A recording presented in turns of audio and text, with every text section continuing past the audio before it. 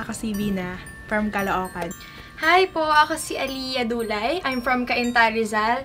Ako nga pala si Kiana Agustin from Informatics College, Caloocan. Hi, I'm Abigail from Cainta, Rizal.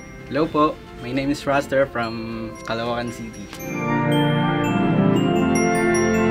Ang meaning ng Pasko para sa akin ay pagbibigayan.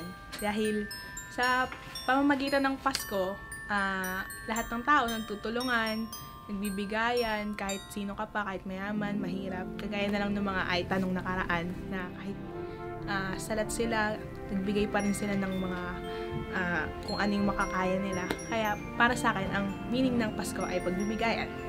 Ang Christmas for me is love para sa family. Bakit? Dahil dito natin madalas nakakausap and nakaka-bonding yung family. Kaya parang mas na-enhance yung bonding moments and connections sa family. Dahil dito kayo nagkikita-kitang buo. Kaya for me, Christmas is about family.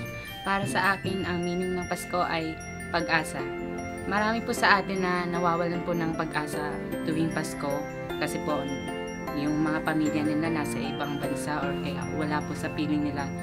Kaya po, para sa akin, pag-asa, para yun po yung magiging nila na kagaya po ng mga bituin sa langit tuwing Pasko.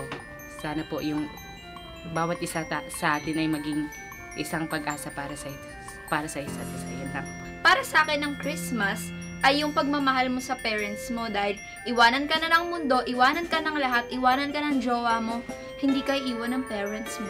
Ang Pasko po, para sa akin, hindi lang po about sa pagbibigayan, pagmamahalan, or pagbabalot ng regalo. Ang para lang po sa akin, pagrespeto na lang po sa kapanganakan ni Jesus. Dun po nalalaman kung gaano kahalaga si Jesus sa atin dahil po sa nagawa niya po sa atin araw-araw.